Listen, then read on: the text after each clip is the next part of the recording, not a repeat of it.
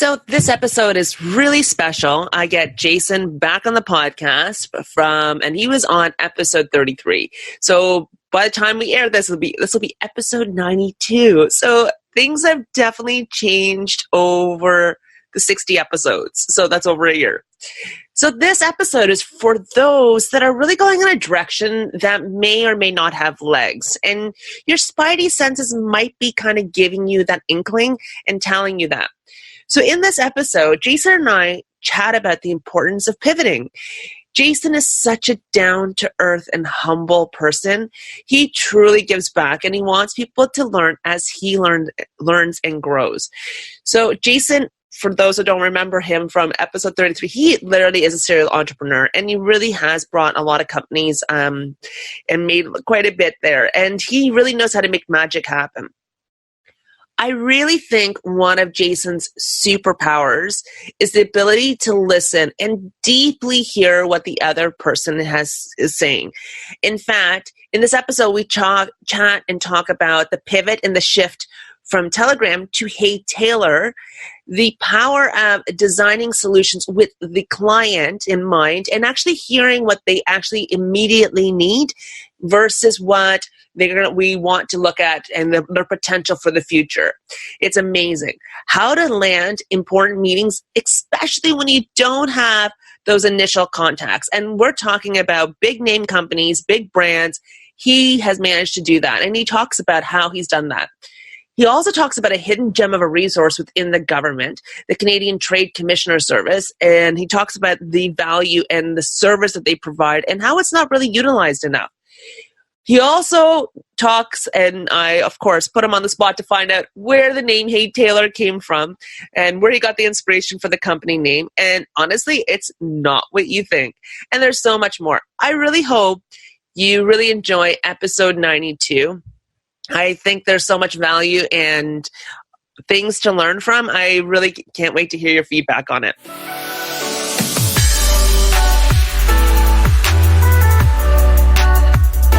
Welcome to the Can Innovate podcast, the first ever podcast designed to showcase Canadian thought leadership.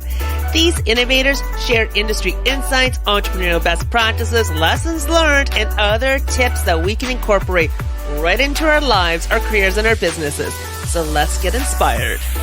So I have Jason Muloongo with us again. And you may remember him from episode 33 where we talked about Telegram and augmented reality. But if you don't remember him, let me just explain. He's got everything from building planes for Airbus to creating augmented reality products for online shopping. He has always enjoyed making consumer experiences better at scale. He's actually from South Africa, but lives here in Toronto. He's done amazing things from drone photography, picking up hockey and classical music at concerts. And actually we met in my concierge, through our concierge in our building way back when. So it's such a pleasure to have you back here, Jason. Thank you so much, Sapna. It's wonderful to be back. Can't believe it's 2019 and we're just going forward. Thank you. No, this is great because episode 33 feels like a decade ago because at the time of the recording, I've already published 80 episodes already. And by the time this goes live, I'm sure it'll be episode 90. But this is really fascinating because what you were doing before with Telegram, you've shifted. And this is why I thought this is such a great episode to chat about the art of the pivot and making things more, understandable. And, so now you're doing Hey Taylor, right? Right. That's right. So it basically happened when my video greeting cards, I was marketing them to consumers mostly, but I got businesses, corporate inquiries who were taking up a bundle of cards at a time. And the thing with corporates is that they don't have personalized videos on each of the cards. They were just doing one core video in augmented reality. And I was like, okay, you guys aren't using the core functionality here. And so as I kept on pitching businesses on and listening to more businesses, you start to hear their pain points from their marketing team. And you start to understand that, the marketing team wishes they could use augmented reality for this or for that and so on. And, we kind of took that feedback we went back to the drawing board and we're saying, well, we're meeting with all these retailers, all these online places. How about if we whiteboarded some of the solutions and see what we come up with? And so what we came up with was the try before you buy experience for products. And thanks to Apple releasing last year their USDZ format for augmented reality, it makes it a real breeze to be able to display augmented reality assets on devices these days. So we really capitalized on that. So timing really was on our side. And we just thought that this is great. We're already speaking to these customers anyway. It's what they want. And we kind of move forward in that direction. See, this is so valuable, right? Because we fall in love with so many times of different things, and you're like, but what they were saying is the current needs was a little bit different, and you already had the technology for it, so all you had to do is kind of tweak it a little bit. Is that kind of how it went? Yeah, that's right. That's right. And we're already getting the 3D designers to develop, creative experiences for our customers, and it actually became a bit easier this pivot because a lot of the creativity is already done by a business when they create their product. So if it's a sofa couch, if it's like a love seat, if it's whether it's a shoe, one of the latest shoes, like these really expensive heels, whatever it is, they've already put a lot of creativity into that. And so now we're just approaching them and saying, hey, how about we let your creativity come alive on your platform using augmented reality? And they're really excited. And so it's a kind of easy for us to just take their creativity, turn it into AR, and allow them to continue doing what they're doing and increase sales. This is so cool. So how does this work? So if I saw a pair of shoes in somewhere online, do I take a picture of it, or how does it work? So basically what you do is you do your normal, as a consumer, you do your normal shopping thing where you'd say, okay, I'm looking for this type of shoe. So either you'll start searching on Google or you'll start searching on Instagram, all right, or Pinterest. Actually, people do a lot of searching on Pinterest. And then you'll eventually get funneled through to a boutique store's, website, a merchant's website. And so you'll see their whole product list of shoes and products, and you're like, okay, well, I like this shoe, and you click through on it. The moment you're on the product page, it now prompts you and you say, would you like to try this in AR? And, the consumer's like, okay, AR, let me click that. And they click it, and all of a sudden the 3D shoe starts rotating on their screen, and they're like, wow, this is really cool.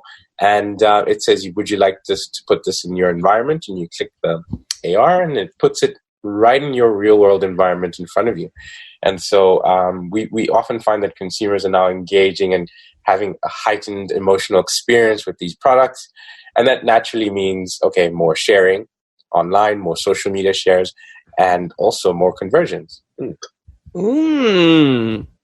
I could totally see that, because I would totally ask my friends going, hey, what do you think of these shoes? Right. That's right. So you're totally doing this full time now? Yeah, that's correct. We've really seen that this is a space to be in. It's still very new, and so one of the things that I personally don't like is kind of being in a different numerous verticals. So we're in furniture, we're in jewelry, we're in footwear, but at this stage, the market is not enough people know about it. So you'll find an eyewear retailer reaching out to me and saying, hey, can you do this for my eyewear? And I'm like, it's not really my focus, but I can do it. So I do it. And so right now we're in those kind of verticals, but our real focus is to kind of take the AR experience to virtual try-on for footwear. Ooh, can I be a beta tester? Yeah, that would be great, Sadna. I know you love your heels. I do. So this is so cool. So basically you got a chance to really pivot because you heard your clients and what they're really currently struggling with, like the immediate needs. And then you got on a whiteboard and kind of started designing solutions with them, like with the client. Right, right. And it's always interesting because in one way, we're designing solutions in a bit of a box because we already have a technology, we already have a focus, we're already down the line. And so, we couldn't have a complete whiteboard, but we just had to, kind of box and say, okay, let's narrow our focus here. And that's all right to do, it's just iterating on where you are. And I think, you as a consultant, how you tended to do that for clients. You come in, you see where they are. You can't really start again, but you kind of work with what they have and you whiteboard till you get to something that really works. Oh, I totally. And it's great because it's actually a consultative selling technique is that we design a solution with the client for what their current immediate issues really are. And then when they kind of get it into business as usual and they've already proven that, oh my gosh, this is what the increase in, so for your example, conversions and, returns or whatever it is. And then they're like, oh my gosh, and they've proven it to their bosses and their superiors, then they're willing to try on newer and bigger types of innovative type of ideas and That's take true. on more risk and go, okay, let's go, because now they've got momentum because now they've been seen as a thought leader in their company because they just brought something totally new to the marketplace. Absolutely, absolutely. And I really like that point that you're sharing because you really also have to know that if you're building the solution also with your customer, it means that you have to kind of build it at their pace. So for example, we wanted to introduce virtual try-on your feet from day one. We're like, people should be seeing this on their feet and like they should see it in the mirror and that sort of thing because Snapchat is already doing face filters and so on. But our customers were like, whoa, whoa, whoa, whoa, whoa.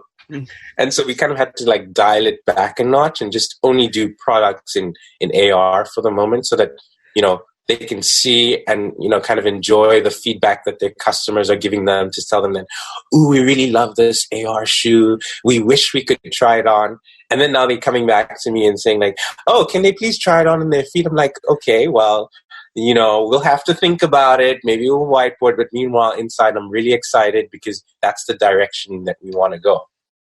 Yeah, it's so exciting though. Yeah, thanks, Hannah.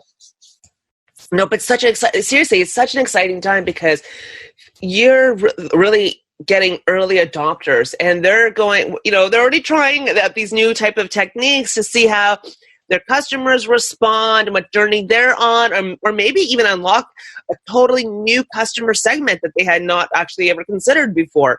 So It's such an exciting time because you get to do that trial and error with the client itself and then build on from there. That's right. Oh, Jason, you're going to do so well because I've always been in love with your augmented reality stuff. So I got to ask, where did the name Hey Taylo come from? It came from an epiphany moment. I actually think I was at the the Sports Life at Young and Lawrence, pretty much, and this was after we'd been, going through the whiteboarding and seeing how we do this and how we move forward, and then I went into a store, the Sport Life, and I was, looking at it. I was trying to study and observe customers as they're going through the try-on experience in a real store. And so I kept on seeing how this one sales assistant, their name was Taylor, actually, was so like involved in helping people with the sale. So you'd find someone is sitting on the couch and they're trying on this Nike shoe and Taylor would come through and be like, oh yeah, this is a great shoe. Like, I totally love it. I personally have one as well, and And I'm like, oh, okay, interesting. Then I see him go to another, customer, and they're trying on an Adidas this, and like, oh yeah, this Adidas shoe is great. Nothing like it. You should feel how it just, like comforts your foot and everything.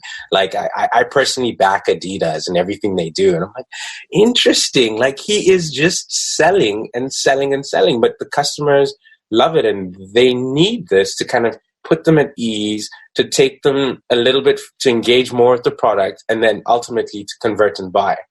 And so I also love the name Taylo because it's not the first time that I've had a sales assistant called Taylor, either male or female, and that's why I love the name.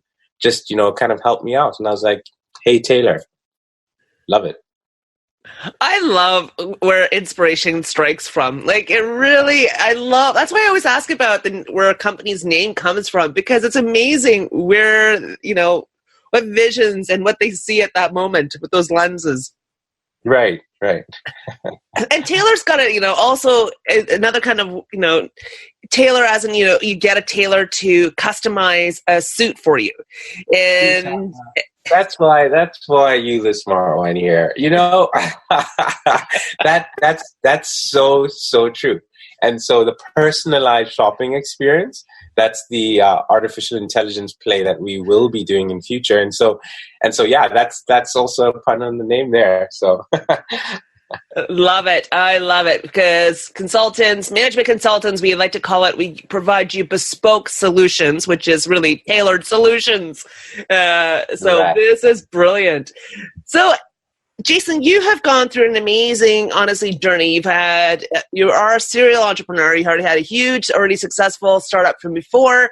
Now you've got this going on. You've pivoted. You're shifting. You're growing so fast. I was looking at the website, seeing all these huge logos that, again, you're so humble that you don't mention about Shopify, IKEA. We could go on forever. But do you have any advice for those that are kind of trying to figure things out?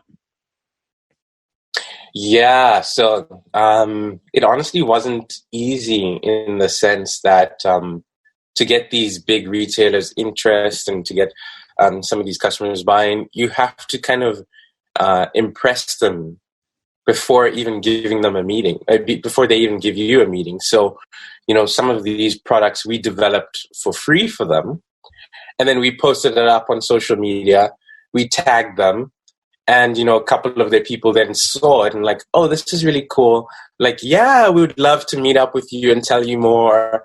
And then they meet up with you and then they discuss things and, they take things further. So that was one thing which we really had to go out of pocket for, is creating the assets and the products for these, retailers and customers before even meeting them. And then it was just attending a lot of events.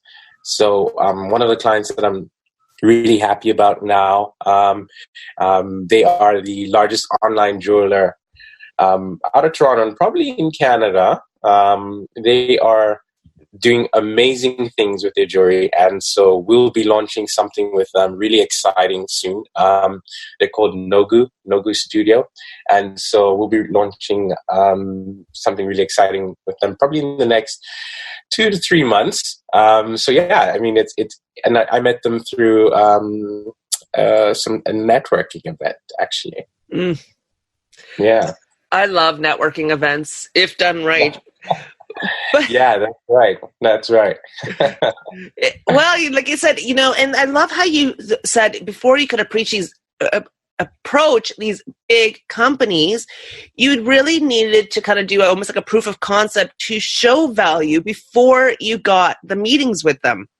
Right. Right, so they can visualize it. This is so amazing because and that's something that we have to always remember. When any kind of relationship, you need to show a little value before they're going to invest time into you.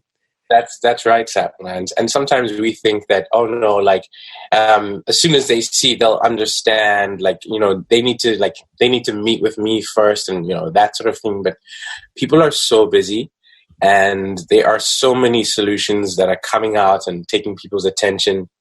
And I won't lie, I'm not the only one in this space.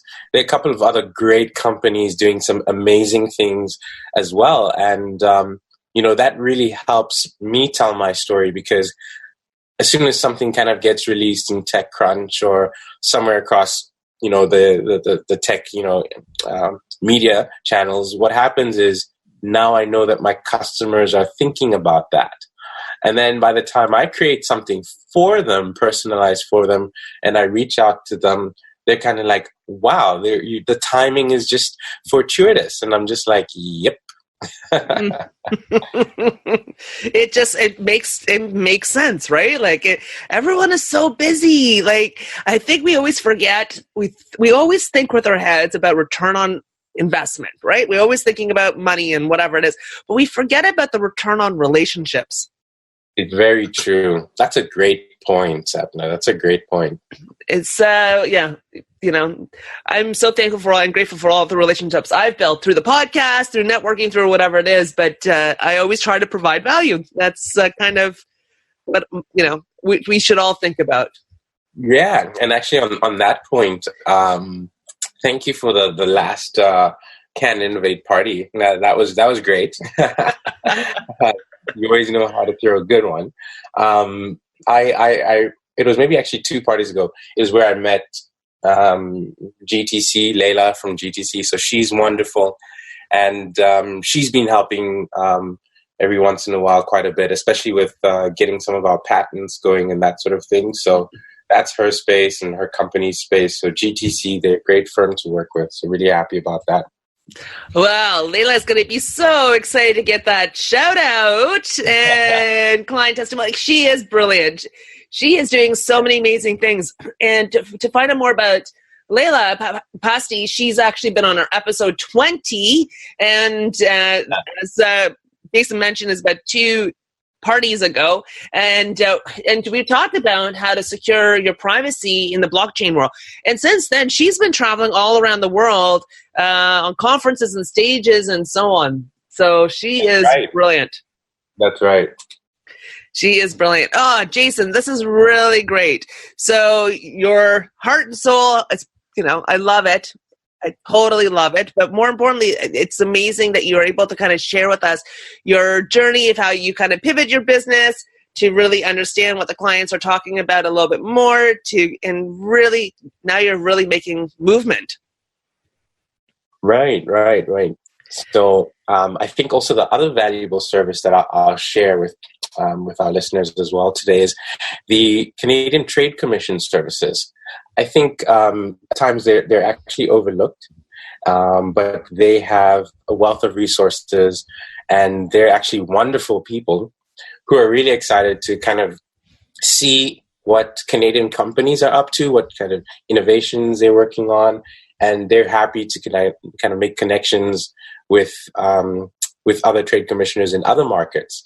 And so that's actually what happened for me, whereby one of the big name brands that we got to speak to, and we're busy hashing out some details, was in Australia with Nike, and that was through the trade commissioner in Canada, connecting me with one in Australia, and from there they just knew like a plethora of like events that were going on, networking events, those sort of things, especially in my industry.